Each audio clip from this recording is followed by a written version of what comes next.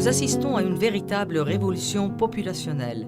Entre 1950 et 2000, la population mondiale est passée de 1400 millions d'habitants à plus de 6000 millions, c'est-à-dire qu'elle s'est multipliée par 4. Cette croissance populationnelle sans précédent a lieu principalement dans les villes. L'Amérique du Sud, l'Amérique du Nord et l'Europe ont déjà 3/4 de leur population qui vivent dans les surfaces urbaines. En 2030, l'Afrique et l'Asie atteindront également ces niveaux. Cette nouvelle situation mondiale exige une plus grande production et ainsi qu'une consommation d'aliments, de produits, d'énergie, d'eau potable et de terre. Elle met aussi en péril l'équilibre des écosystèmes et la survie de la planète.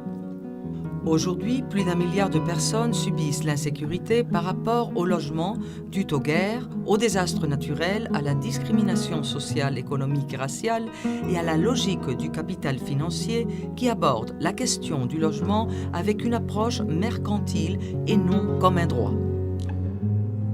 La quantité de personnes sans abri ou vivant dans des conditions de précaires est censée diminuer de 100 millions en 2020 d'après le 7e but du millénaire. Cependant, tout semble indiquer que son nombre va augmenter à 700 millions d'ici là.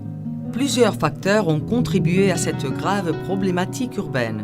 En premier lieu, les privatisations des services publics et la libéralisation du marché de l'immobilier dans une grande partie de l'Europe, de la Russie, des États-Unis et de l'Asie. Les politiques dictées par le Fonds monétaire international et la Banque mondiale imposent une réduction des fonds consacrés aux politiques sociales et la privatisation des services publics. Finalement, les occupations et les guerres, Palestine, Irak, Colombie, et les opérations de nettoyage ethnique en ex-Yougoslavie jusqu'au Royaume-Uni ont eu comme résultat la perpétuation de la pauvreté et la précarité du logement. Les stratégies promues par les Nations Unies octroient un rôle principal au logement et au développement urbain, ainsi qu'au développement du marché. Néanmoins, cette approche n'a pas remporté aucun succès. La globalisation néolibérale et la mercantilisation des terres et des services essentiels ont posé de nouveaux problèmes. Un des plus graves étant le gaspillage des ressources vitales limitées comme l'eau. Entre autres conséquences dramatiques, il y a la ségrégation et la marginalisation des populations aux revenus les plus faibles, le non-respect des droits individuels et collectifs, comme le droit au logement et à la participation au processus de prise de décision, et une rapide perte d'identité dans les communautés humaines et leurs territoires. De même, nous assistons quotidiennement à une hausse indiscriminée des prix du sol urbain, à des expulsions massives et à l'élimination des contrôles les plus élémentaires pour pouvoir faire face à l'irruption du libre marché et des grands capitaux. Il existe actuellement un rapport très étroit entre migration, urbanisation et pauvreté, dû surtout au fait que les populations les plus atteintes dans les pays pauvres prennent refuge en masse dans d'immenses conglomérats urbains comme Mumbai, Le Caire, Calcutta, Mexico ou Nairobi. Ces populations vivent dans les extramurs des cités, sans travail fixe, de nombreux besoins et sans quelconque service, observant de loin la modernité que les médias leur vantent, sans pouvoir y accéder ni sans se bénéficier, afin d'améliorer leurs conditions de vie. Face à cette problématique et en vue de faire des propositions dans ce sens, des représentants des associations et des mouvements urbains de différentes régions du monde se sont rencontrés à Madrid le 12 septembre 2003. C'est ainsi créée l'Alliance internationale des habitants, qui vise à devenir un front commun et solidaire face aux conséquences perverses de l'exclusion, la pauvreté, la détérioration de l'environnement, l'exploitation et la violence découlant de la globalisation néolibérale. L'Alliance exprime la volonté de ses habitants de faire entendre leur voix au niveau international. Elle a démarré dans un cadre comprenant toute une série d'événements dans le monde, tels que l'Assemblée mondiale des habitants de l'année 2000 à Mexico et les forums sociaux, entre autres.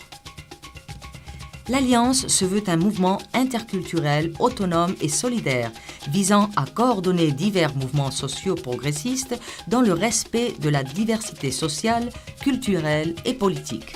L'un de ses principaux objectifs est d'encourager les mouvements des sans-voix au niveau international à se renseigner et à s'unir et lutter pour faire valoir leurs revendications. L'Alliance travaille à élaborer des propositions cherchant à introduire des changes substantiels dans le domaine du logement et des villes afin de les transformer en espaces durables basés sur l'équité sociale et de genre. À long terme, l'Alliance prétend la reconnaissance et une mise en place effective du droit au logement et à l'habitat, ainsi que tous les droits économiques, sociaux, politiques et culturels de toutes les populations sans différence.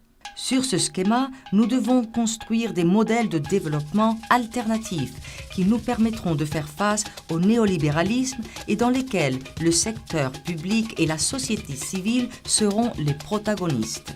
L'Alliance internationale des habitants s'est engagée à développer des activités et des propositions qui permettront de garantir l'accomplissement du droit au logement et à la ville et à renforcer les mouvements sociaux urbains. Entre autres, il y a eu la création de l'Université populaire urbaine, un projet pour la création d'un fonds populaire pour le logement et la terre, ainsi que la campagne Expulsion Zéro. L'Université populaire urbaine prétend aider à surmonter la rigide division qui existe actuellement entre théorie et pratique et incite les activistes sociaux à inclure les résultats de leurs recherches dans une stratégie permanente basée sur la réflexion et l'action. Le premier cours international de l'Université populaire urbaine a eu lieu en mai 2006 à Buenos Aires. La rencontre avait comme slogan « Université populaire urbaine en construction » et des leaders des quartiers populaires d'Argentine, Pérou et Brésil ont assisté. Le Fonds populaire pour le logement et la terre est une proposition élaborée par l'Alliance internationale des habitants pour créer un instrument financier global aidant à garantir le droit au logement. Ces fonds devraient venir des échanges de la dette externe et devraient servir à fortifier les politiques publiques au bénéfice des populations les plus pauvres et fragilisées. Aussi, la campagne Expulsion Zéro a été mise en place pour faire face à la dramatique situation du milliard de personnes dans le monde qui vivent dans l'insécurité quant au logement. Le but de la campagne est de défendre le droit de tous au logement. Personne ne doit être sans abri. Au cas où des déplacements s'avéreraient nécessaires, il est impératif de trouver des solutions dignes et sûres et d'assurer l'écoute.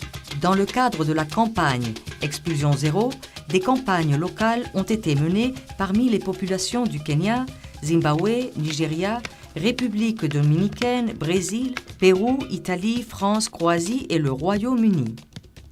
C'est dans ces pays que des projets immobiliers à grande échelle et des politiques de privatisation ont forcé des centaines de milliers de personnes à des situations limites.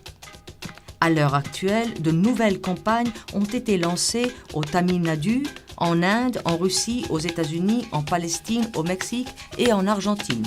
Voilà donc comment nous nous attelons à faire entendre de cette voix urbaine, à créer un espace uni, global et solidaire entre associations d'habitants et de mouvements sociaux urbains. Nous sommes plus de 200 dans le monde. Nous construisons ensemble la prochaine Assemblée mondiale des habitants. Habitants, nous ne pouvons plus continuer à être des observateurs passifs devant la déprédation de notre environnement. Nous ne pouvons pas non plus nous limiter à lutter pour des revendications locales. Nous devons agir dès à présent dans une logique horizontale de coopération mutuelle au plan local, national, régional et global. Comme cela, nous démontrerons qu'un autre monde est en effet possible.